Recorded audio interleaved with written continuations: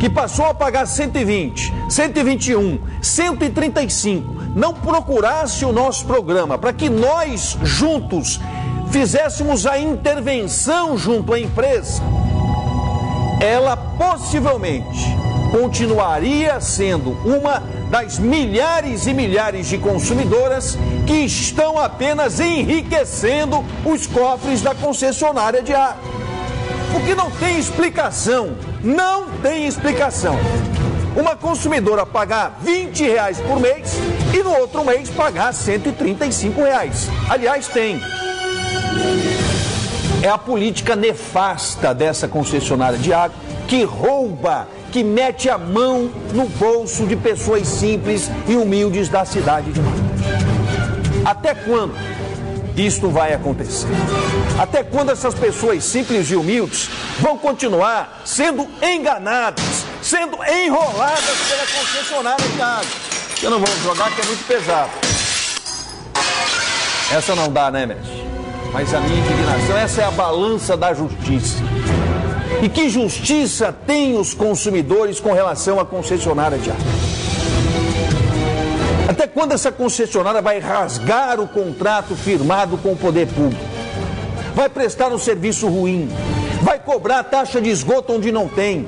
Vai cobrar 100% de taxa de esgoto onde não oferece o serviço? Vai continuar lesando os consumidores manauaras?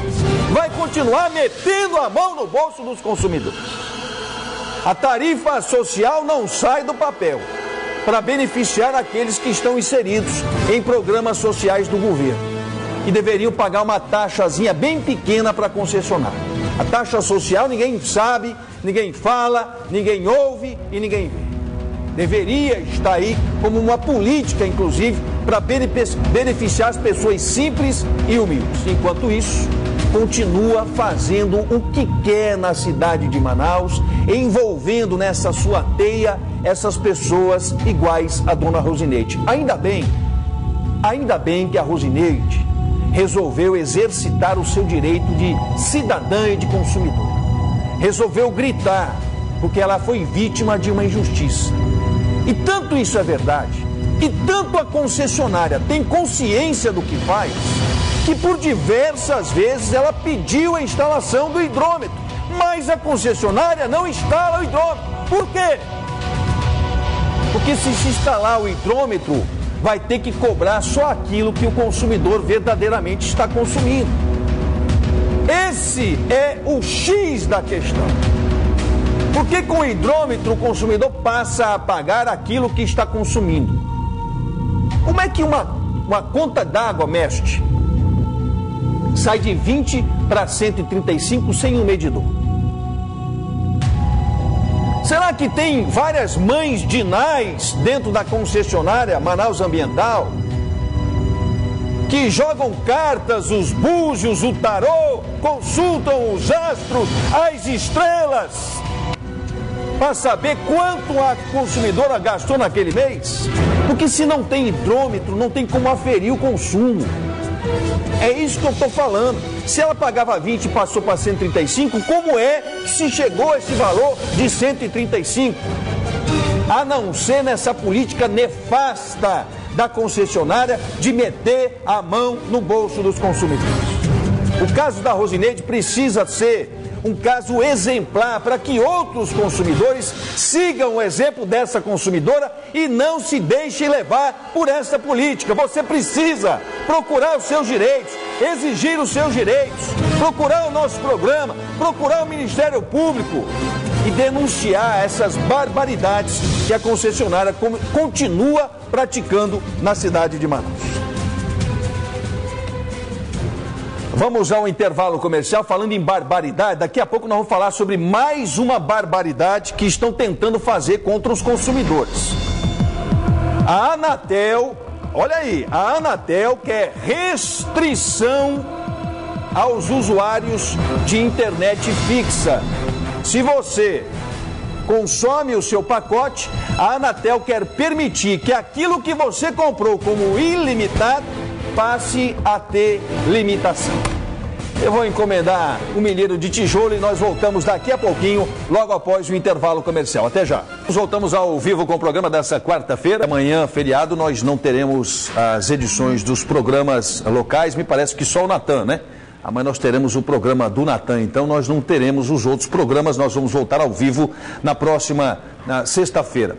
Os moradores do Ouro Verde, nós estamos tentando trabalhar no sentido de que a Unidade Básica de Saúde, a Ivone Lima dos Santos, e parece que houve um problema num transformador, mães e pais, sobretudo de crianças, estão muito aflitos com a paralisação do serviço. Nós estamos trabalhando junto à Secretaria de Saúde, junto à Manaus Energia, para que a gente possa resolver esse caso o mais urgentemente possível. Nós tivemos um pequeno problema na edição dessa reportagem, mas nós estamos reafirmando aqui o nosso compromisso para tentar sair em defesa de pais e mães e crianças que estão com esse serviço essencial de saúde paralisado ali no Ouro Verde. Então, a equipe de produção do nosso programa já entrou em contato com a Amazonas Energia para que juntos a gente possa tentar resolver esse caso. Olha, a Anatel, que é a Agência Nacional de Telecomunicações, está baixando mais uma regra para prejudicar os usuários de internet fixa, como já fez com os usuários de internet móvel através do celular. A Anatel quer permitir que as operadoras possam suspender o serviço quando do término do pacote que você adquiriu. Só que a Anatel esquece de forma proposital que quando você e eu, inclusive, adquirimos o nosso pacote de internet fixa, lá estava escrito o seguinte: internet ilimitada. Ilimitada. E o que é ilimitado? É algo que não tem limite. Se não tem limite, a Anatel, mais uma vez, sai em defesa das operadoras do mercado brasileiro, o que é mais uma vergonha contra todos nós usuários. O que eu acho engraçado é que a própria Anatel defende a popularização da internet como uma ferramenta de comunicação, de interação, de conhecimento. Como é que nós vamos popularizar algo nessa maneira, com essa política nefasta da agência reguladora? Como é que o cidadão das comunidades rurais do Amazonas, como é que o cidadão das comunidades ribeirinhas do Amazonas, como é que os nossos povos indígenas do Amazonas vão ter acesso à internet dessa forma? Se a primeira a sair em defesa das operadoras é a própria agência que deveria ser a primeira a sair em defesa de todos nós consumidores. É mais uma vergonha para o Brasil, é mais uma mácula para essas agências reguladoras que só saem em defesa das operadoras. Assim é com a ANAC na aviação civil, assim é na ANEEL com os fornecedores de energia elétrica, assim está sendo com a Anatel com relação às empresas de telecomunicação nesse país. Eu já encomendei um estudo da Câmara dos Deputados para ver se a gente consegue fazer uma legislação sobre isso. Porque fazer audiência pública, ninguém aguenta mais audiência pública nesse país. Ninguém. Eu sou um que não aguento mais. Suspenderam os voos de Manaus. Vamos fazer uma audiência pública. Aumentaram o IPTU. Vamos fazer uma audiência pública. A Anatel quer suspender o direito do consumidor brasileiro. Vamos fazer uma audiência pública. Sabe o que resulta essas audiências públicas? Nada. Eu, particularmente, vou tentar adotar outro tipo de remédio. Porque a audiência pública... eu sei o que é e como funciona. Pouquíssimas vezes dá resultado, mas na grande maioria das vezes não serve para nada.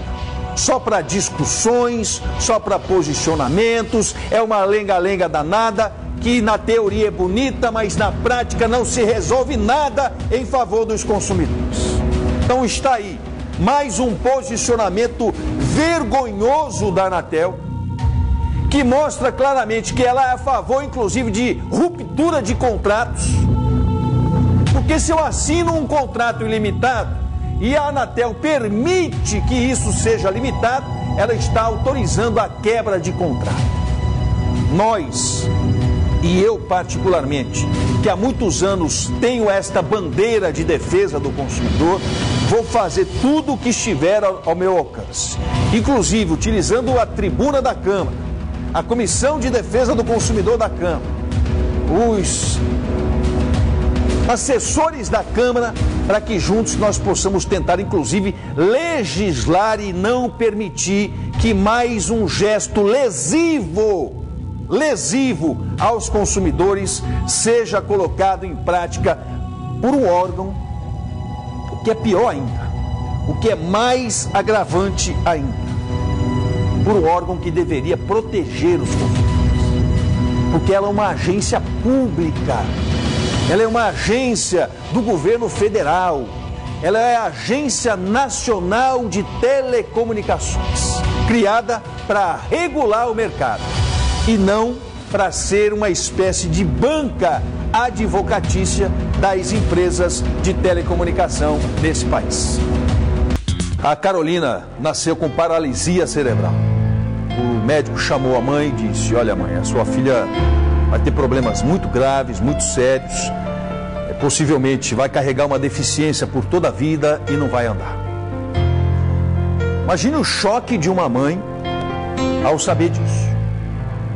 Só que a fé, a esperança, o carinho, o amor, a atenção da mãe e da família fizeram com que a Carolina não apenas andasse, como se transformasse numa referência para todos nós. É uma menina extremamente alegre, sorridente, de bem com a vida, anda, estuda e quer ser professora de história. Eu tive o prazer e o privilégio de contar essa história aqui, porque ela mandou uma carta para a gente, porque ela precisava de um notebook para poder aprofundar os seus conhecimentos. Tomara que a Anatel deixe a Carolina e tantas outras meninas e meninos que querem se aprofundar no conhecimento. Ela participou do nosso quadro Hora da Esperança, nós realizamos o sonho dela e nós voltamos até a casa dela para conversar com o pai e a mãe e também com a Carolina. A reportagem para o nosso quadro A Hora da Esperança é do Oliver Castro.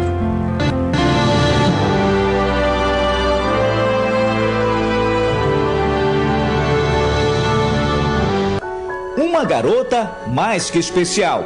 Para a Carolina, não existe limite para sonhar e realizar objetivos em sua vida. Porque enquanto eu tiver meus pais me ajudando e tendo minhas pernas para andar, eu estou sempre correndo atrás dos meus objetivos.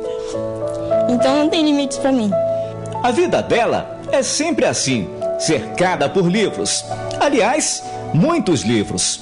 Apesar de toda a felicidade com a nossa presença, Carol não consegue esconder a ansiedade. Ela conta os dias para retomar os estudos na faculdade.